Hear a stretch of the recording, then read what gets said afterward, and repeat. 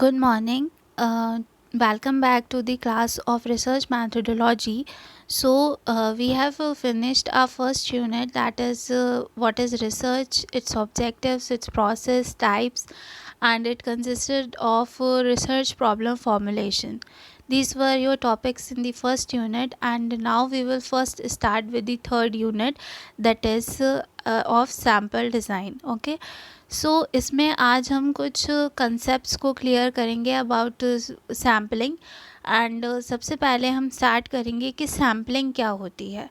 अगर हम सैम्पलिंग को समझें तो सैम्पलिंग का सीधा सा मतलब ये होता है कि पूरी पॉपुलेशन को स्टडी करने की जगह हम उसका कुछ फिनिट पार्ट ही स्टडी कर लेते हैं और उसके बेसिस पे हम कंक्लूजन्स ड्रॉ कर लेते हैं for the whole population. Okay. यहाँ पर जो हम सैम्पल सेलेक्ट करते हैं वो इस बेसिस पे करते हैं कि जो सैम्पल हमने सेलेक्ट किया है वो करेक्टरिस्टिक्स को शो करता है ऑफ दी होल पॉपुलेशन, मतलब उसमें सारी करेक्टरिस्टिक्स होती हैं जो रेस्ट ऑफ दी पॉपुलेशन में होती हैं। सैम्पलिंग क्या है हमारा? A finite part of population, a subset of set of sampling units selected by some process, usually by deliberate selection with the object of investigating the properties of parent population और set is called a sample. मतलब हम एक finite part population का ले लेते हैं और उसको कुछ प्रोसेस के थ्रू हम सेलेक्ट करते हैं उस फिनिट पार्ट को, और उससे हम जो हैं वो पूरी पॉपुलेशन के बारे में इन्वेस्टिगेशन करते हैं, उन सारी प्रॉपर्टीज़ को स्टडी करते हैं by the of the parent population.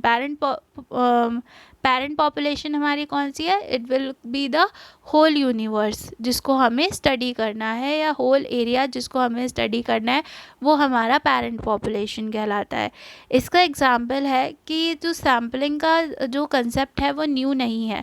For example कि जो फ्रूट मर्चेंट होता है वो क्या करता है, वो हर एप्पल या मैंगो को इंस्पेक्ट नहीं करता है। जब वो अपने एप्पल या मैंगोज़ या कोई भी फ्रूट ख़रीदता है तो वो क्या करता है, वो उनमें से कुछ को एग्ज़ामिन करता है और वो डिसाइड कर लेता है कि उसे ये परचेज़ करने हैं या नहीं करने हैं। हम कोई भी फ्रूट लेने जाते हैं, हम 1 और 2 फ्रूट्स को देखते हैं एंड एग्ज़ामिन करके हम डिसाइड कर लेते हैं कि हमें लेने हैं ये फ्रूट्स या नहीं लेने हैं। हम एक एक को इंस्पेक्ट नहीं करते हैं, क्योंकि हमें लॉट में जब ख़रीदना होता है तो हम सब चीज़ों को कंसिडर नहीं कर सकते। आपको 2-3 मैंगोज़ लेने हैं तो आप उतने इंस्पेक्ट कर सकते हो, लेकिन एक फ्रूट मर्चेंट है, उसको ह्यूज क्वांटिटी में वो प्रोडक्ट लेना है तो वो एक एक को तो नहीं एग्ज़ामिन करेगा, इसलिए वो कुछ फ्यू को एग्ज़ामिन कर लेता है। वो जो है वो उन सबकी सिमिलर करेक्टरिस्टिक्स है, वो होल पॉपुलेशन को प्रेजेंट कर रहे हैं। मतलब जो मैंगो है सब में सेम ही करेक्टरिस्टिक्स होंगी, तो वो फ्यू को ही एग्ज़ामिन करके पूरा लॉट परचेज़ कर लेता है। ओके। तो यहाँ पर एक चीज़ जो हमें समझनी है वो ये है कि जो हम जैसे हम सैम्पल का सिलेक्शन कर रहे हैं, जो मेथड हम यूज़ कर रहे हैं सिलेक्शन के लिए, वो बहुत ज़्यादा इम्पॉर्टेंट होता है कि हमारे जो रिज़ल्ट्स आएंगे वो कितने सही हैं होंगे। मतलब हमने जो एग्ज़ामिनेशन किया वो जिस तरीके, मतलब जो भी हमने सैम्पल चूज़ किया वो हमारा हमने किस वे में चूज़ किया, किस मेथड से चूज़ किया, वो बहुत ज़्यादा इम्पॉर्टेंट है कि हमारा जो स्टडी है उसके रिज़ल्ट्स कितने सही आएंगे, कितनी क्रेडिबल होंगे। ओके। एंड हम कुछ सैम्पल की अगर डेफिनेशंस को देखें तो a sample as the name implies is a smaller representation of larger whole. मतलब वो बड़ी चीज़ का एक छोटा रिप्रेजेंटेशन सैम्पल कहलाता है। और a sampling is the selection of certain percentage of a group of items according to predetermined plan। Sampling में हम कुछ percentage of group of items को सेलेक्ट कर लेते हैं एक प्री डिटरमाइंड प्लान के अकॉर्डिंग। सैम्पल डिज़ाइन क्या होता है? ये सब तो था कि सैम्पल क्या होता है। सैम्पल क्या होता है कि एक ये जो है वो रिप्रेजेंटेशन, एक स्मॉल रिप्रेजेंटेशन हो गया होल यूनिवर्स का, वो सैम्पल हो गया। सैम्पलिंग क्या हो गया? सैम्पलिंग एक प्रोसेस हो गया जिसके थ्रू हम सैम्पल्स को मतलब सेलेक्ट करेंगे एक प्री डिटरमाइंड पर प्लान के लिए के अकॉर्डिंग।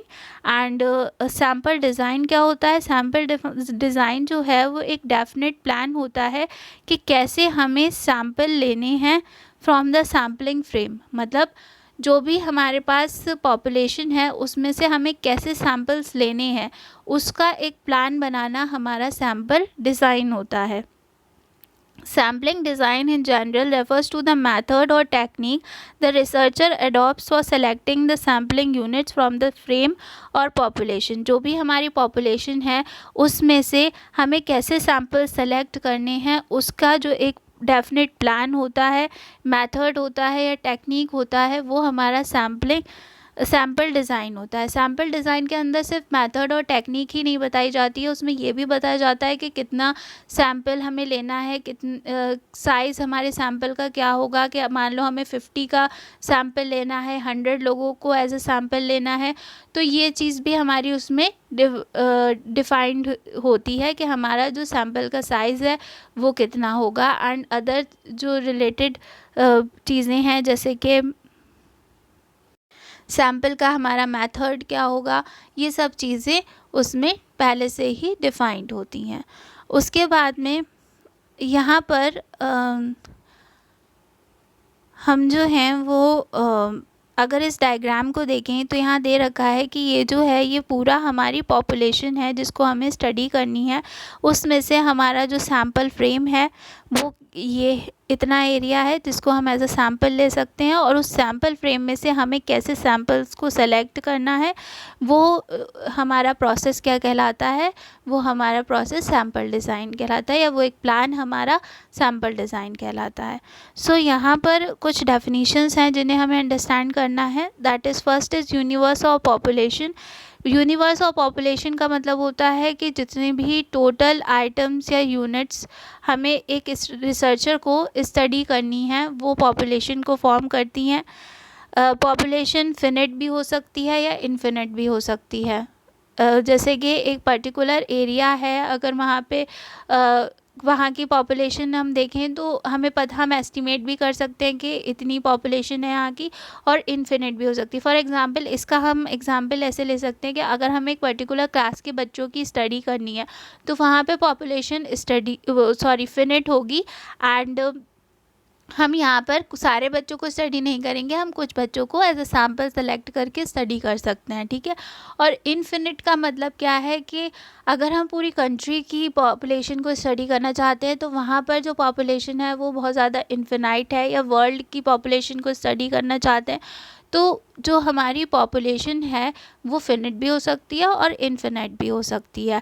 एंड तो पॉपुलेशन क्या हो गई, हमारी पॉपुलेशन वो पूरी फील्ड हो गई जिसकी हमें इंक्वायरी करनी है, जिस पे हमें इन्वेस्टिगेशन करना है, रिसर्च को कंडक्ट करना है। एग्जाम्पल्स इसके कुछ दे रखे हैं। Population of books in the national library, एक नेशनल लाइब्रेरी में जितनी बुक्स हैं वो पॉपुलेशन होगी वहाँ की। Population of Heights of Indians and population of nationalised banks in India etcetera. Next is sample. Sample क्या होता है? सैम्पल वो पोर्शन होता है पॉपुलेशन का जिसको हम एग्जामिन करते हैं इस व्यू के साथ में कि वो सारी करेक्टरिस्टिक्स को शो करता है ऑफ द पेरेंट पॉपुलेशन। जिस पॉपुलेशन को हम स्टडी कर रहे हैं उसकी सारी करेक्टरिस्टिक्स को सैम्पल रिप्रेजेंट करता है। इस व्यू के साथ हम सैम्पल को स्टडी करते हैं। सैम्पल जो है एक स्मॉल पोर्शन होता है ऑफ द होल पॉपुलेशन। यहाँ पर क्या लिख रखा है, 2 पॉइंट्स दे रखे हैं। First is to assess the quality of bag of rice we examine only a portion of it. इसमें क्या है, सैम्पल का एग्जाम्पल दिया है, जैसे अगर हमें पूरे राइस के बैग को एग्जामिन करना है तो हम सिर्फ उसमें से कुछ राइस को एग्जामिन कर लेंगे और उससे हमें ये पता चल जाएगा कि पूरा जो हमारा बैग है उसमें कैसे राइस है। And next is to estimate the proportion of defective articles in large consignment, only a portion is selected and examined। तो अगर हमें डिफेक्टिव आर्टिकल्स को एग्जामिन करना है, एक हमारा लार्ज कंसाइनमेंट है, तो हम क्या करेंगे, हमने कुछ आइटम्स ले लिए, मान लो हमने 100 का कंसाइनमेंट है, उसमें से 10 आइटम्स उठा लिए, उसमें से हमने देखा कि 10 में से 2 आइटम्स डिफेक्टेड हैं, तो हम इस बेसिस पे ये डिसाइड कर लेंगे कि जो हर 10 आइटम्स में से 2 आइटम्स डिफेक्टेड होंगे। तो यहाँ पर जो हमने पोर्शन लिया स्टडी करने के लिए पूरी पॉपुलेशन को, वो हमारा सैम्पल था। Next is sampling frame. Sampling frame जो होता है वो एक लिस्ट होती है जिसमें सारी सैम्पलिंग यूनिट्स के बारे में इंफॉर्मेशन दी हुई होती है। इसमें सारे आइटम्स की लिस्ट होती है जिससे हमें सैम्पल हम ले सकते हैं, ठीक है। और जो फ्रेम है वो गुड रिप्रेजेंटेटिव होना चाहिए पॉपुलेशन का। देखो पॉपुलेशन में कभी कभी ऐसा भी हो सकता है कि अलग अलग तरीके के आइटम्स हों, अलग अलग तरीके के लोग हों जिन्हें हम स्टडी कर रहे हैं। तो सैम्पल फ्रेम जो है वो हमें उन सब के बारे में एक लिस्ट होती है जो हमें उन सब के बारे में इंफॉर्मेशन प्रोवाइड करती है, उन सब की करैक्टरिस्टिक्स को बताती है जहाँ से हम सैम्पल्स अपने ड्रॉ कर सकते हैं। Next is sampling and non sampling errors. Sampling में जो है वो कुछ एरर्स होते हैं, वो क्या होते हैं? हम सैम्पलिंग में पूरी पॉपुलेशन को स्टडी नहीं कर रहे हैं, तो हो सकता है कुछ एरर्स हो जाए, उतना एक्यूरेट रिज़ल्ट हमें ना मिल पाए, कुछ वेरिएशंस हो जाएं। तो वो 2 तरीके के एरर्स हो सकते हैं, sampling errors and non sampling errors. Sampling errors कौन से एरर्स होते हैं? सैम्पलिंग एरर जब अगर होते हैं जब जो रिसर्चर है वो ऐसा सैम्पल सेलेक्ट नहीं करता है जो होल पॉपुलेशन को रिप्रेजेंट करे, तो उस टाइम पे जो रिज़ल्ट आता है वो हमारा एक्यूरेट नहीं आता है और इस वजह से सैम्पलिंग एरर्स अकर हो जाते हैं। सैम्पलिंग एरर्स फर्दर 2 तरीके के होते हैं, बाइस sampling error and unbiased sampling error. बाइस सैम्पलिंग एरर जब होता है जब जो रिसर्चर है जब वो सैम्पल्स को सेलेक्ट करता है तो उसमें कुछ बाइसनेस, पर्सनल बाइस की वजह से वो जो है वो सही सैम्पल्स को सेलेक्ट नहीं करता है, या जब वो एस्टिमेशन करता है कि कितना सैम्पल उसे सेलेक्ट करना है तो वो सही नंबर सेलेक्ट नहीं करता है due to some biasness. And next is unbiased sampling error. Unbiased में ये होता है कि कभी कभी कुछ रेस्ट्रिक्शंस ऐसे होते हैं कि जो रिसर्चर है वो सही सैम्पल्स को सेलेक्ट नहीं कर पाता है एंड उसको रैंडमली ही सेलेक्ट करना पड़ता है। तो ये जो है ये उसकी पर्सनल बायसनेस की वजह से नहीं होते हैं, ये उसकी खुद की वजह से ये एरर्स नहीं होते हैं। ये एरर्स जो हैं वो सिचुएशंस की वजह से अकर हो जाते हैं। जो बाइस्ड होते हैं वो उसके खुद की वजह से जब वो सही एस्टिमेशन नहीं करता है या सही सिलेक्शन नहीं करता है सैम्पल का तो होते हैं। मान लो अगर वो वही लोगों को एज ए सैम्पल सेलेक्ट कर लेगा जिनको वो जानता है एंड बाकी सबको सेलेक्ट नहीं करता है, जो ऐसा सैम्पल सेलेक्ट नहीं करता है जो पूरी पॉपुलेशन को रिप्रेजेंट करे, तो वो बाइस सैम्पलिंग एरर है। एंड अनबाइस्ड में ये है कि उसकी सिचुएशन ऐसी थी, कुछ उसके ऊपर रेस्ट्रिक्शंस थी कि वो जो था वो रैंडमली ही सेलेक्ट कर सकता था, कुछ ही लोगों को वो सेलेक्ट कर सकता था, कुछ लोगों को रीच कर सकता था, जिसकी वजह से जो रिज़ल्ट है उसमें एरर आ गया। And the next is non sampling error.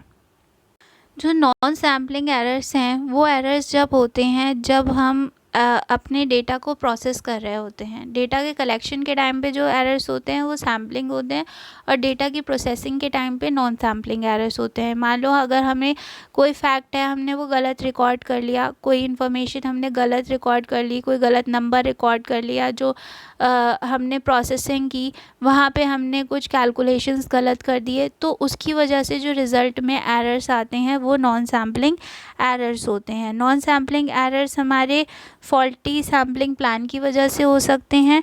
They can be due to lack of trained and qualified investigators, inaccuracy in response collected due to biasness of the respondent or the researcher, errors in design of survey, and finally the errors in compilation or publication.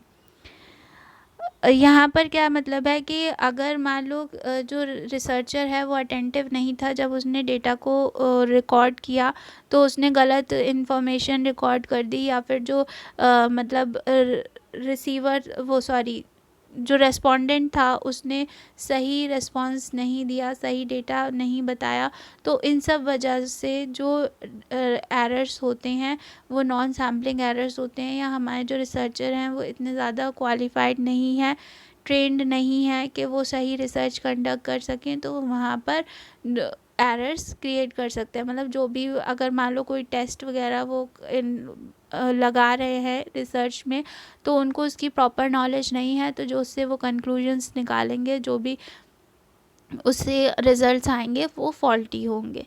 So this was all that what is sampling, what is sample and what is sample design, what is the population, sample, sampling frame, sampling and non-sampling error. These were some important concepts from your unit 3 sample design. Thank you.